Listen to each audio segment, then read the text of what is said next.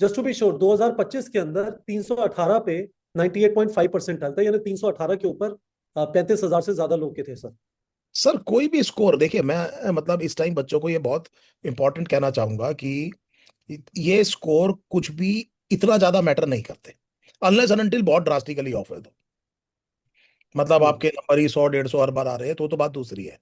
तो मैं ये कह रहा हूँ जो हम्म। भी आपके नंबर आ रहे हैं वो बिल्कुल आपके लिए एक छोटा सा पॉइंटर तो हो सकते हैं, पर डिसाइडिंग फैक्टर नहीं है। एग्जाम तो डिसाइड एग्जाम वाले दिन होना है, और टेम्परामेंट से होना है। आप जो प्रैक्टिस में पेपर कर रहे हैं उससे थोड़ा सा आसान ही पेपर आएगा। 100% आसान आएगा सर। मैं आपको हाँ। बताता हूँ, हम लोगों ने एक और रीजन से डिफिकल्टी थोड़ी ज्यादा इन बच्चों को फील हो रही है कि हमारे टेस्ट में हमारी साइड पे, तीनों साइड पे पेपर मुश्किल देने की कोशिश होती है। मुश्किल मतलब अबव अ सर्टेन लेवल देने की कोशिश होती है। तो वैसा नहीं देने होगा का नीट एग्जाम के अंदर उनको दो। हाँ इसीलिए है ना, मतलब that is why you actually sir. You practice. Practice करने की वजह ही आपकी ये होती है कि आप जो है अपने आप को रियल सिचुएशन में, ताकि आपको आसान लगे चीजें। आवाज नहीं आ रही है सर? सर मैं आवाज आ रही है सर, बिल्कुल आ रही है। मैं आपसे एक चीज पूछना चाहता हूँ, एग्जाम में जब हमारा फोकस गायब होता है, एकदम से डिस्ट्रैक्ट हो जाते हैं या थकान हो रही है एग्जाम के दौरान, हाँ तो अभी से बच्चे किस टाइप की प्रैक्टिस कर सकते हैं so that the stamina is better in the exam?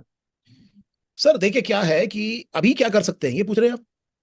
हाँ मैं कह रहा हूँ एग्जाम के दिन एटलीस्ट मेरे साथ काफी बार हुआ है कि एक जगह पे बैठ के 3 घंटे एक्सट्रीम फोकस, और जो एंग्जाइटी और जो प्रेशर है उस टाइम पे, to be able to perform in that situation is not easy. It is very easy to get distracted, it is very easy to get tired. और टायर होने के बाद क्या होता है, जो चीज मैं क्विकली पढ़ सकता हूँ उसको धीमे धीमे पढ़ रहा हूँ, things start taking more time. तो how do you get into a super focus mode again? So हमारे यहाँ तो सर एक बड़ा अच्छा चीज अवेलेबल है, बिल्कुल मुफ्त की चीज है। वो है ब्रेथ होल्डिंग। तो this is a very powerful technique. वापस जोन में आने के लिए, अपने कंसंट्रेशन को मेंटेन करने के लिए, अपने आप को क्लटर से दूर करने के लिए, आपने एक लंबा सांस लिया, उसको 5-10 सेकंड के लिए रोका, और बहुत स्लोली उसको रिलीज किया।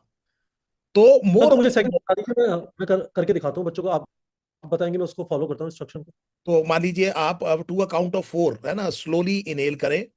1 2 3 4। होल्ड करें। 1 2 3 4। एक्सेल करें बहुत slowly. 6 5 4 3 2 1। This is how you do it. कितनी बार? मतलब एक दो बार बहुत है, और क्या। वहां यही थोड़ी करने गए हैं। पता लगा। इन्विजिलेटर आया भैया। ये भैया क्या ऐसा है।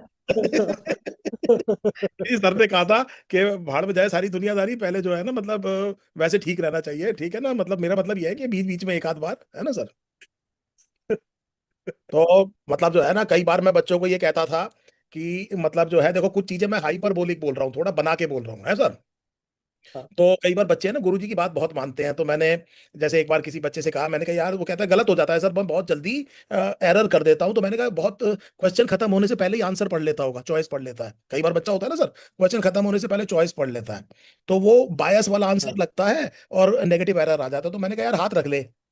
तो हाथ रख लिया कर हाँ। चॉइस के ऊपर, और पहले क्वेश्चन पढ़, और फिर समझ क्या है, और फिर सोच आंसर क्या होगा। हाथ हटा ले, और हाथ हटाने के बाद वो तुझे ऑप्शन दिख जाएगा। तो बच्चा आया मेरे पास, उसने कहा सर पेपर छूट गया। मैंने कहा क्या हुआ? आपने कहा था हाथ रख दे। मैंने कहा अच्छा ठीक है। क्वेश्चन ये था कि हाथ रख के मैं डरा। तो मैं मजाक के तौर पे कह रहा हूँ, मतलब this is obviously it has not happened, है ना। मेरा मतलब ये है कि मतलब कुछ है ना, अपनी कॉमन सेंस भी साथ रखनी चाहिए, है ना सर। सही बात है। तो राइट एग्जामिनेशन अब। हॉल में कॉमन सेंस साथ लेके जानी है जी सर। इट इज गुड, ठीक है शर्मा सर। एक जी चीज और बताइए। जी अ, मैं आपसे अजीब अजीब चीजें पूछ रहा हूँ रिप्रेजेंटिंग द स्टूडेंट्स। जी। What is the way to hold urine during the exam? क्योंकि उसका मतलब है 10 मिनट वेस्ट होना। It is not ideally, you should not take bathroom break in the exam, right? जब 3 घंटे का एग्जाम है। Okay. So the idea is that these students, they have studied about the reflex. So they have studied about the urinary reflex. So they know that basically it will be the collection of the urine that starts the urge. So urine जब करीब 150-200 ml इकट्ठा हो जाता है, तो तब करीब करीब आप ऐसे समझिए कि मतलब अर्ज शुरू होती है। और जो पेन होता है, जो अर्जेंसी होती है, वो 250-300 ml के आसपास शुरू होती है, उसके ऊपर फिर पेन होना शुरू हो जाता है। तो बेसिकली अगर हम 1 ml पर मिनट भी अगर मतलब माने फिल्ट्रेशन हो रहा है, क्योंकि करीब 1500 ml urine per day produce होता है, 1440 मिनट होते हैं, 24 × 60, तो हम ये कहते हैं करीब 1.5 लीटर या 1 ml पर मिनट यूरिन आउटपुट होता है। तो मैं ये सजेस्ट करूंगा कि एग्जाम शुरू होने से पहले करीब आधा पौना घंटा पहले काफी पानी ना पिए। जो पानी पीना है एग्जामिनेशन हॉल में ही पिए, थोड़ा थोड़ा सिप सिप करके। तो दैट अगर आपको इस तरह की कोई प्रॉब्लम है, इस तरह एंग्जाइटी हो जाती है। और एक और बात याद रखिएगा कि एंग्जाइटी में यूरिन होल्ड होता है, और एंग्जाइटी जब पास हो जाती है तब जो है यूरिन पास होता है। सो दो तरह के जो ऑटोनॉमिक न्यूरल सिस्टम, इसको हम बड़े बड़े हंसी मजाक तरीके से भी समझाया जा सकता है कि जैसे जब आप पिक्चर देख रहे होते हैं, धुरंधर 2 पिक्चर देख रहे हैं, बड़ी इंटेंस इंटेंस लंबी पिक्चर, और क्या कहते हैं बहुत इंटेंस सीन चल रहे हैं, सब लोग बड़े टकटकी लगा करके पिक्चर को देखे जा रहे हैं, और अचानक बीच में मर्सीफुली हिंदी मूवीज में कहीं से भी गाना आ जाता है, और जैसे ही गाना आता है तो आप ये देखते हैं कि लोग उठ के कहीं जा रहे हैं। तो वो बेसिकली एंग्जाइटी के दौरान तो यूरिन रिटेन होता है, और जैसी एंग्जाइटी खत्म होती है तब यूरिनेशन जो है होता है। तो मेरा आपको सलाह ये रहेगा कि एग्जाम से कुछ देर पहले आप कम फ्लूइड इंटेक करें, और थोड़ा सा फ्लूइड इंटेक एग्जामिनेशन हॉल में ही करें, सिप सिप लेकर के। Guys, is this clear? मैं आप लोग के लिए उस टाइप के सवाल पूछ रहा हूँ which are things which you are going to encounter. तो इफ इट्स ओके, हम लोग क्वेश्चन डिस्कस करना चालू करते हैं। आपका कोई स्पेसिफिक क्वेश्चन है तो बता दीजिए, but this is an important matter sir. But ऐसा हो सकता है कि बीच में ब्रेक लेना पड़े, एंड देन तो कोई स्टूडेंट फर्क शुड नहीं पड़ टेक। रहा सर, कोई फर्क नहीं पड़ रहा। Yes, because because if your mind is going towards toward this problem again and again, then you are spoiling the paper. So मेरे ख्याल से it is better to basically respond to the nature's call rather than holding it. Raghav कह रहा है कि chocolate खा के paper देना चाहिए, समथिंग शुगर रिच। देखो अब क्या है कि असल में शुगर थोड़ा बहुत अच्छा बिल्कुल खाना चाहिए, शुगर इज इंपॉर्टेंट, बहुत यंग बच्चे हैं, कोई दिक्कत नहीं है, ठीक है, बिल्कुल खाइए। थोड़ा सा ये भी ध्यान रखिए कि थोड़ी एंग्जाइटी होती है तो एड्रेनलिन रिलीज होता है, और आपको तो पता है ग्लूकोनियोजेनेसिस से ब्लड ग्लूकोज गिरने नहीं देगा एड्रेनलिन आपका। लेकिन yes, it is not a bad idea, it is not a bad idea, it is not a bad idea. तो मेरा तो कई बार मानना है कि हमारे कई सारे जो सैंक्शंस होते हैं उनके पीछे साइंटिफिक वजह हो सकती है। तो एग्जाम से पहले कहते हैं कि लड्डू खा के चले जाओ, this may be one of the reason. तो देयर दही शक्कर वगैरह। हाँ, यस यस, दही शक्कर लेके चले जाओ, this is this there can be certain certain sanctions behind it. Yes sir. ठीक है सर, तो हम लोग स्टार्ट करें क्वेश्चन नंबर 59 से। अगेन मेरे पास आज करेक्ट परसेंटेजेस बाकी उस पर मार्क नहीं है सर। तो ये वाला जो क्वेश्चन है, इसके अंदर ऑप्शन नंबर 2 को 34% स्टूडेंट से मार्क किया सर। सर ये पेपर मुझे ढंग से दिख जाए तो इसके लिए मैं क्या कर सकता हूँ? तो मैं आर अपने you able pass to see paper. It now sir? हाँ सर, हाँ सर, हाँ सर, हाँ सर, हाँ सर, हाँ सर, हाँ सर, हाँ सर, हाँ सर, हाँ sir. So identify the correct statements regarding the eukaryotic cell cycle. तो ये मेरी बच्चों से एक रिक्वेस्ट रहेगी, मैं भी एक वीडियो भी रिकॉर्ड कर रहा हूँ, कल आप उसे यूट्यूब पर और टेलीग्राम पे देख सकते हैं। जो मल्टीपल चॉइस क्वेश्चन होता है उसको हमेशा ये मान के चलिए जितनी स्टेटमेंट दी है वो सब ट्रू फॉल्स है। That is the idea. I actually am very fond of giving you true false quizzes. So मेरा मकसद ये है कि आप ट्रू फॉल्स करिए, क्योंकि बहुत जरूरी है। ये जो आप आंख बंद करके मल्टीपल चॉइस क्वेश्चंस को सॉल्व करना शुरू करते हैं, मतलब उससे बेहतर है एक बार आप ट्रू फॉल्स क्विज भी करेंगे, तो उससे आप इस तरह के क्वेश्चंस में गलती नहीं करेंगे। ये बहुत इंपॉर्टेंट है। तो यहां पर ये कह रहे हैं the interphase last for the majority of the duration of the cell cycle. ये बात बिल्कुल ठीक है, इसमें कोई दो राय नहीं है। जीवन phase corresponds to the interval, ये क्वेश्चन आपने गलत किया होगा, यहां पर गलत किया होगा। तो जीवन फेज बेटे कब होती है? It is called as post mitotic gap phase. G2 is pre mitotic gap phase. जल्दीबाजी में गलत हुआ है ये क्वेश्चन मुश्किल नहीं है, लेकिन जल्दीबाजी में गलत हुआ है। आप ये देखिए यहां पर बहुत से बच्चों ने हो सकता है ऑप्शन क्या आंसर लगाया है sir? A B option C D 4 लगाया होगा, ए बी।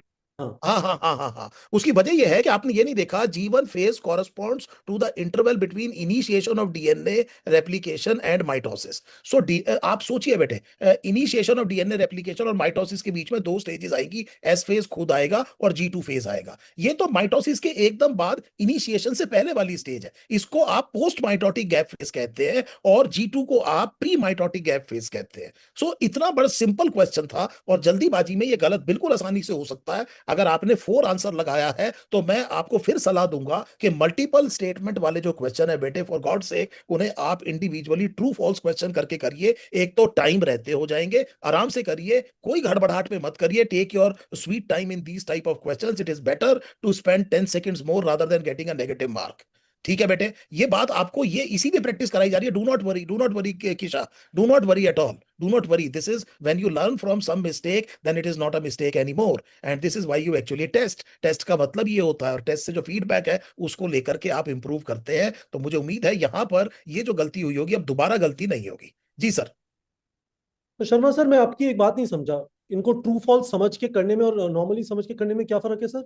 सर जब आप ट्रू फॉल्स करते हैं तो वहीं पे लिख लेते हैं, टी एफ वहीं पे कर लेते हैं, तो अच्छा आप अच्छा अच्छा, तो आप कैलकुलेट नहीं आपने बोला करते टी एफ आप। लिख लो। हाँ मतलब, और दूसरी चीज है ना, आप अंडरलाइन कर लो ना इस वर्ड्स को। ये और आप चार ये भी कह रहे हैं कि चार आराम से करो, जल्दबाजी मत करो। जब मल्टीपल स्टेटमेंट है, एग्जामिनर ने मल्टीपल स्टेटमेंट इसीलिए दिया है कि कहीं पर ट्रिक घुसा के आपको बेवकूफ बनाएगा। बिल्कुल सर, तभी दैट इज वाई वी से, देखिए सर, एजुकेटेड का मतलब पढ़ा लिखा होता है। तो दो तरह के क्वेश्चंस का मैं बहुत बड़ा फैन रहा हूँ, आपने देखा होगा, मैं अक्सर fill in the blanks question दे देता हूँ बच्चों को, क्योंकि अब चार इसमें क्या? चॉइस डिपेंडेंस है, चार चॉइस पे जो डिपेंडेंस है, तुक्का मारने की आदत, अब लिखना पड़ेगा ना सर वहां पे हम्म। कि क्या आंसर आएगा, and that correct is a very good preparation. Correct. और भी मेरा जो भी क्वेश्चन है, मैं आपको कल भी जो वीडियो दूंगा उसके पीछे एक मकसद होगा। There is an end point in my side, and only then a particular question comes in your paper. तो वो उसके पीछे वजह ये है कि ये हमें कितना नीट के पास ले जा रहा है।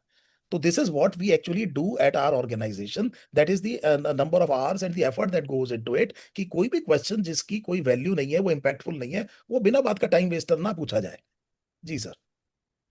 Epistasis student. एनसीईआरटी में नहीं है। Epistasis is not included in the NCERT, लेकिन अगर आप फिर भी जानना चाहते हैं तो एक दो चीजें जरूर याद रख लीजिए।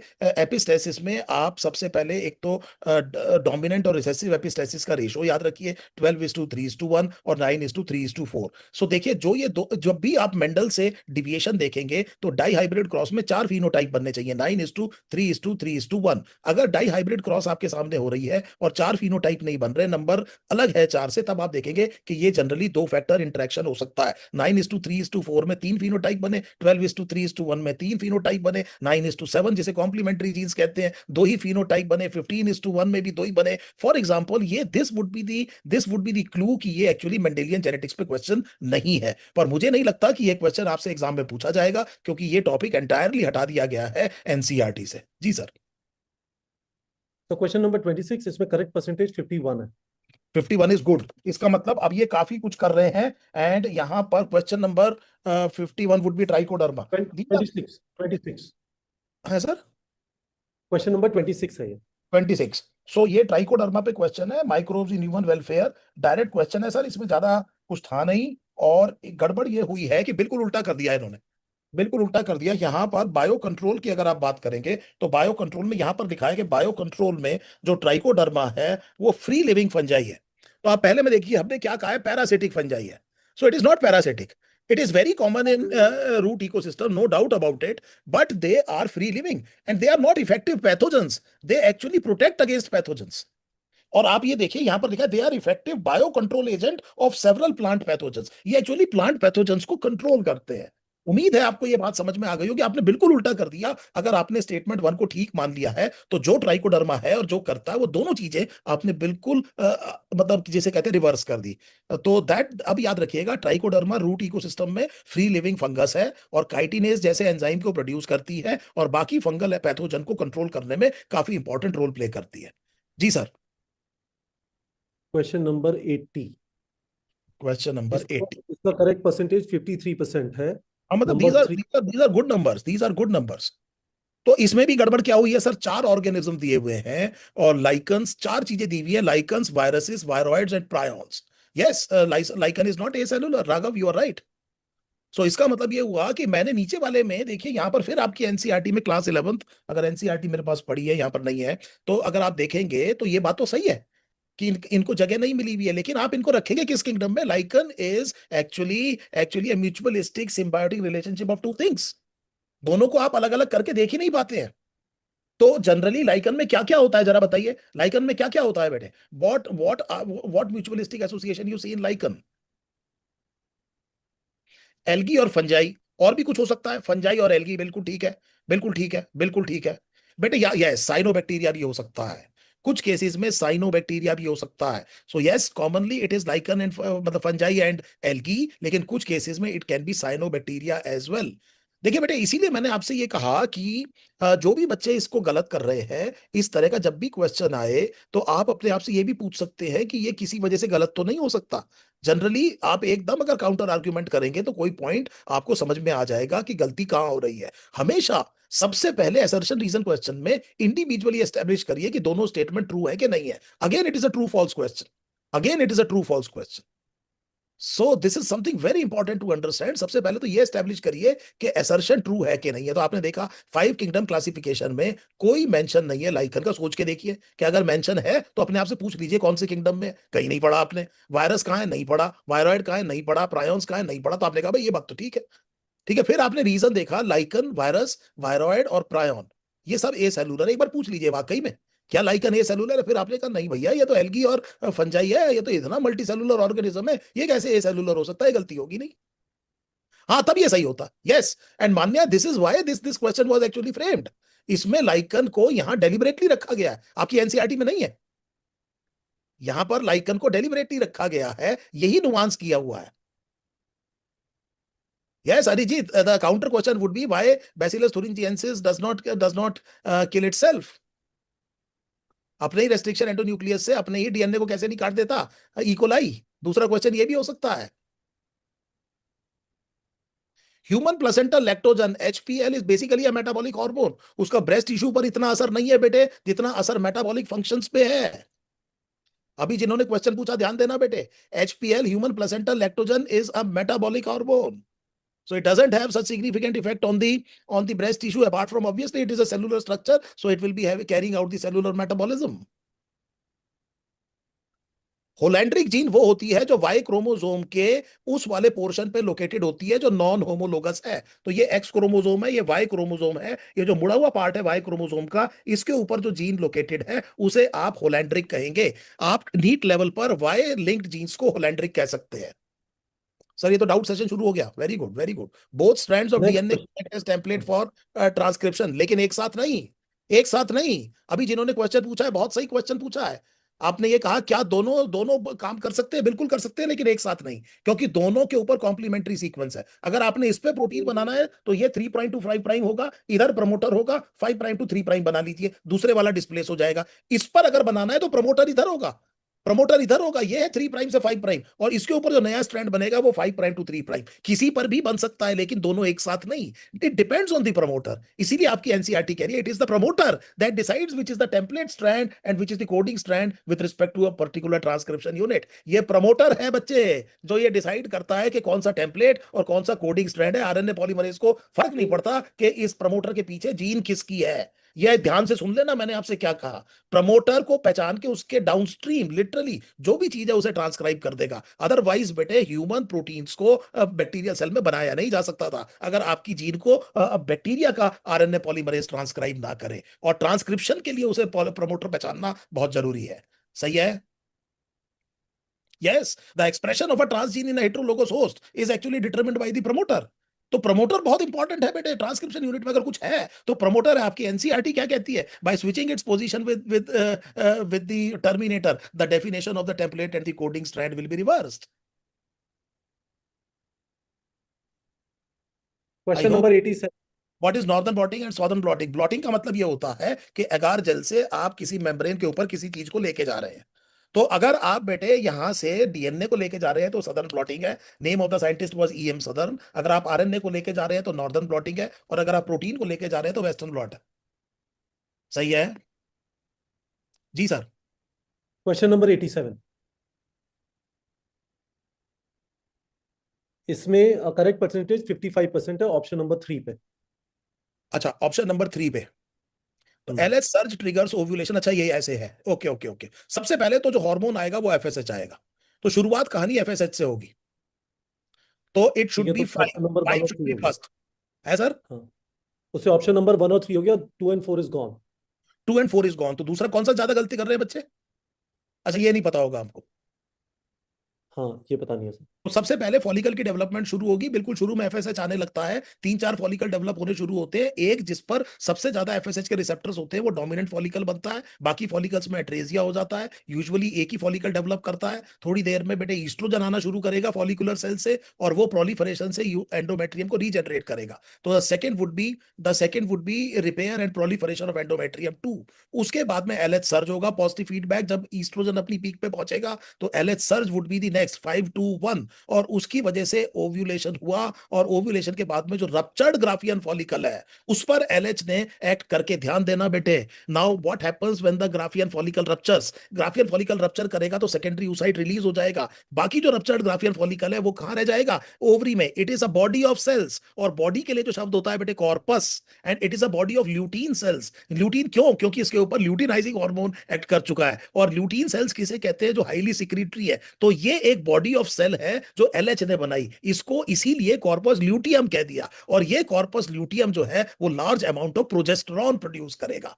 तो इसका मतलब ये हुआ कॉर्पस ल्यूटियम सिक्रीट्स प्रोजेस्टेरॉन, ये बाद में होगा। और फिर अगर फर्टिलाइजेशन नहीं हुई तो कॉर्पस ल्यूटियम कॉर्पस एल्बिकेंस में कन्वर्ट होगा, और उसके बाद में प्रोजेस्टेरॉन विड्रॉल ब्लीडिंग होगी। So the normal menstrual bleed is actually progesterone withdrawal bleed. So ये it would be 5-2-1-3-4। Why not one? Because bete the repair and proliferation of endometrium must happen between day 5 and 11।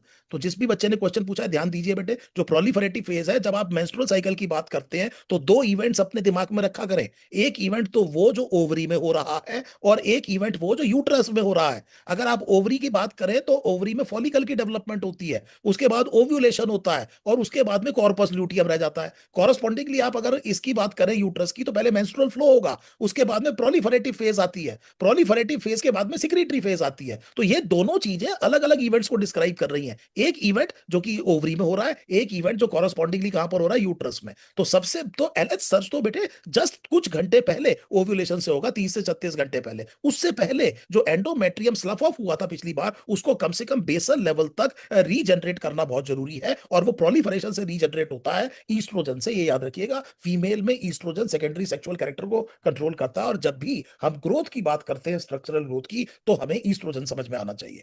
Ji sir. Sir यही 4 question थे, otherwise students were able to do it.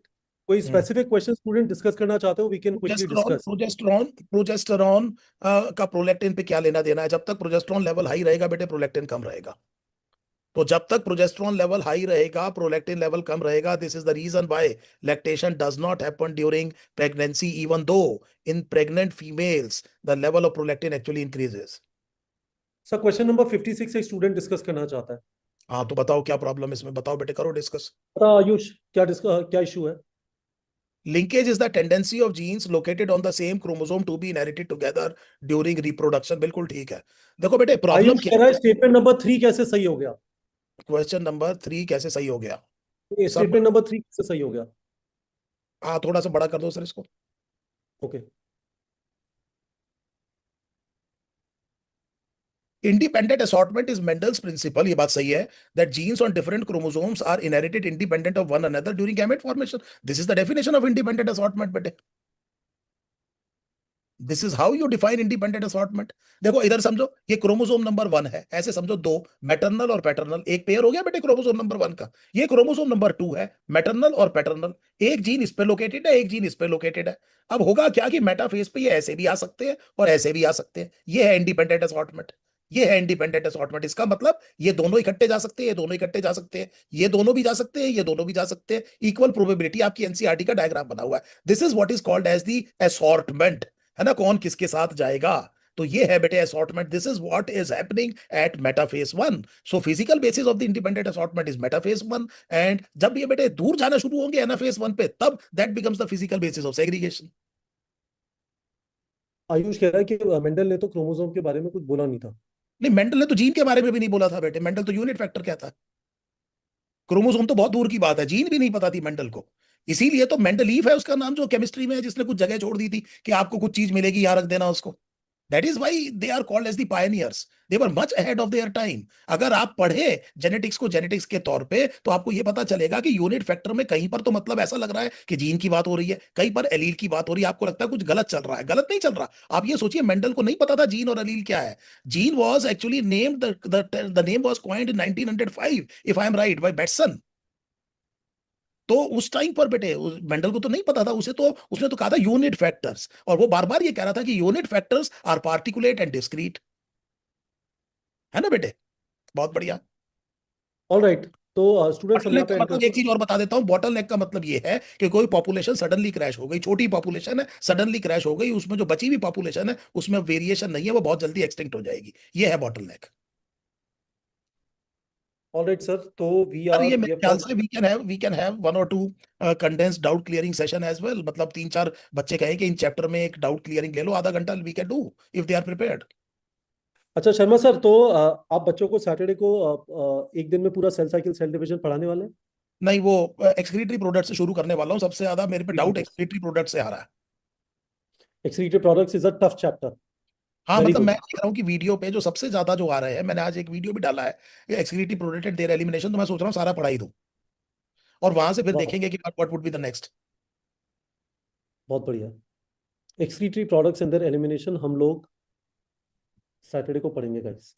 ठीक है। जी। Sharma sir, मुझे एक चीज बताइए, बच्चे कहते हैं एनाटॉमी नहीं हो पाता, anatomy morphology aren't very factual, क्या बच्चे ज्यादा उसे खोदने की कोशिश कर रहे हैं, इस वजह से फंस जा रहे हैं? दो गलतियां करते हैं बच्चे, दो गलतियां करते हैं। देखिए सर, क्या हाँ। है कि जो फैक्चुअल इंफॉर्मेशन होती है, वो आपको अपने हाथ से लिख करके बार बार रिवाइज कर लेनी चाहिए। रटने की कोशिश नहीं करनी चाहिए। जितनी बार आप पढ़ लेंगे उसको याद करने की कोशिश मत करिए। एक पेज में दो कॉलम बना लीजिए, एक तरफ टर्म लिखिए, एक तरफ एग्जाम्पल लिखिए, और उसके बाद में अपना रोज जो है उठा करके 5 मिनट में उसको देख लिया, 3 4 5 दिन में आप देखेंगे जरूरत ही नहीं पड़ी याद करने की, अपने आप याद हो गई। ये दैट बहुत इज इंटरेस्टिंग। तो आप ये कह रहे मतलब, हैं। आप अगर किसी किताब को, नॉवल को 3 4 बार पढ़ चुके हैं, तो अगले पेज पे क्या लिखा है आपको पहले से ही पता होता है। So that is the beauty नहीं, ऑफ योर माइंड। तो आप लेकिन जो बोल प्रॉब्लम रहे ये हैं। कि ये सोचते हैं कि आखिरी एग्जाम से जस्ट पहले चीजें याद कर लेंगे, ताकि किसी काम की तो लग नहीं रही, उसी टाइम याद करेंगे ताकि एग्जाम तक याद रहे, और उसके बाद भूल जाएंगे, वहां जाके क्या मच जाता है एग्जाम में। That is a bad strategy. आपने बिल्कुल उल्टा कर दिया। कॉन्सेप्ट को एक बार पढ़ के अगर आपको लगता है समझ में आ गया, अब आया कि नहीं आया, वो कहते हैं नाई के यहाँ गए कि जी मेरे बाल कितने, उसने कहा कट के सामने आ रहे हैं या नहीं। तो अगर आपको ये समझ में आ गया, आपको लगता है, आपको कंसेप्ट आता है, तो आप किसी टीचर को ये कहिए कि दीजिए सर मुझे वैरायटी ऑफ क्वेश्चंस, मैं अपने आप को चेक करना चाहता हूँ। लेकिन मेजोरिटी ऑफ यतिका द स्पैम मत करिए। है सर। मैं यतिका से कह रहा हूँ स्पैम मत करिए प्लीज, मतलब क्या मतलब है? जी तो सर। जो क्वेश्चन है, ये जो वैरायटी ऑफ क्वेश्चन है, आपके कॉन्सेप्ट चेक कर देगा। आप कभी भी टीचर से ये मत कहो कि फैक्ट पूछ की है, इस साइंटिस्ट का नाम क्या है, उस साइंटिस्ट का नाम क्या है, what is the fun in it. तो मान लीजिए अगर क्या? मुझे पता है कि मतलब मतलब से for example 3.3 billion base pair है, फेयर एनफ। मैंने कौन से एक एक गिनने हैं सारे। है ना? What I am trying to say is दोनों अलग अलग तरह की चीज है, उनको आप अलग तरह से प्रिपेयर करें। Give your self time for revision in factual information. बहुत आसान क्वेश्चन होते हैं, जाकर के हमें पता है रोज पार्लियामेंट बीच पे क्वेश्चन कभी भी आ जाता है, एनसीआर नीट में, पेरी गाइनस। तो स्टूडेंट्स यहाँ पे खत्म करते हैं इस वाले लाइव सेशन को।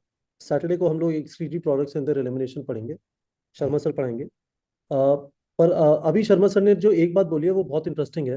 देर is no reason why you should worry too much about chapters which are factual, पर उनको एक स्पेसिफिक तरीके से हमें एड्रेस करना पड़ेगा। सर ये कह रहे हैं ऐसा कुछ नहीं होता कि एक बार पढ़े और याद हो गया और हमेशा अभी याद भी रहेगा। अभी भी एक बार अपने हाथ से लिख लो, बहुत टाइम है। 50 होंगे सर, 100 चीजें होंगी लिखने के लिए मॉर्फोलॉजी में। अच्छा, क्या? उसको भी डाउनलोड कर लेते हैं कहीं से PDF. Oh sir, it is tragedy. मतलब डाउनलोड किया तो एनसीईआरटी को भी डाउनलोड कर लो, कैंपबेल को भी डाउनलोड, इन्फॉर्मेशन तो सब अंदर है ही, उससे क्या हो रहा है? वो प्रॉब्लम क्या है कि आप अपने हाथ से लिखिए ना बेटे एक बार। आप मुझे सच सच बताना, सच सच बताना, आपने अपने हाथ से कोई भी चीज लिखी है तो एग्जाम में आपको अगर कहीं फंस गए हो तो आपको याद आ जाता है कि कॉपी में उस पेज पर मैंने लाल पेन से यहां पर अंडरलाइन किया, इतना तक याद आ जाता है। और मोटर मेमोरी होती है बेटे आपके हाथ की। तो अगर जब आप गाड़ी चलाते हैं तो सोच सोच के नहीं चलाते, मोटर मेमोरी बन जाती है। अगर आपने कुछ चीजें कई बार पढ़ी हुई तो एग्जाम में अगर दिमाग रुक भी गया है तो हाथ नहीं रुकेगा। फिजिक्स के लिए बता रहा हूं, कैलकुलेशन इसलिए करो। ये मत सोचना कि यहां से आर की वैल्यू रख दूंगा, वहां थीटा की वैल्यू रख दूंगा, वहां इसकी वैल्यू रख दूंगा, पाई से डिवाइड कर दूंगा, R H S is equal to L H S is equal to zero, वहां पे वो चीज कैपिटल जीरो तय है होती। कि ये कर दूंगा वो कर दूंगा, कुछ नहीं होगा। और ज्यादातर बच्चों से कैलकुलेशन एरर होती है, 10⁻⁻11 सर मैं उसकी जगह 10⁻⁻12 क्या आया। तो बच्चा मुझे आकर के ये बता रहा है ट्राइंग टू गेट सिंपैथी। मैंने कहा यार बेवकूफ है, क्यों नहीं किया तूने ठीक इस बात को जब तुझे आता था। तो इस तरह का ही क्वेश्चन तो बेटे एग्जाम में आपको रोक रहा है। आपको गलत फहमी है कि रेयर थिंग्स आपको रोक रही है। Rare things are rarely asked in entrance. पिछले 5-10 साल में बताइए तो सही कितनी रेयर चीज पूछी है, और जितनी भी पूछी है उससे किसके नंबर जो है उससे कम हो गए हैं कट ऑफ से, बताइए मुझे। 10 साल के पेपर तो आपके पास है, मैंने तो छापे नहीं, आप देखिए खुद। So rare things are rarely asked in entrance. Already 200 questions and 180 questions and 180 minutes. Already there is a pressure. Already there is a problem. We are trying to see how you perform under pressure. That is it. This is the thing of entrance exam. Alright student, तो हम लोग Sharma sir से मिलते रहेंगे। Sharma sir की videos आपको मिलते रहेंगे, शर्मा सर के क्वेश्चंस आपको मिलते रहेंगे, और शर्मा सर एक डिटेल सेशन में आपसे सैटरडे को मिलेंगे। पर उससे पहले काफी सारे वीडियोस आप एक्सपेक्ट कर सकते हैं। मेरे पास 2 पड़े हुए हैं, शर्मा सर मुझे मुझे बता रहे हैं उनके पास भी 2-3 और हैं। So lot of activity. Thank you so much doctor Sharma, and we will continue working with these students. We have a good bunch and hopefully a lot of them are Yes, going very to. good bunch. Very good bunch. Sir, and there is no shame to say that I am good. आपने या मेहनत करी है, आपको आता है, तो इसमें कोई बुराई नहीं है बेटे। Don't feel apologetic about it. Don't feel very haughty about it. है ना, आपके अंदर हम्बलनेस होनी चाहिए, आपके अंदर जो है ना एक धैर्य और एक गंभीरता और आप विनय होना चाहिए। इसका मतलब ये नहीं है कि आप अंडर कॉन्फिडेंट रहे। If you know something then it is okay. मेहनत करिए।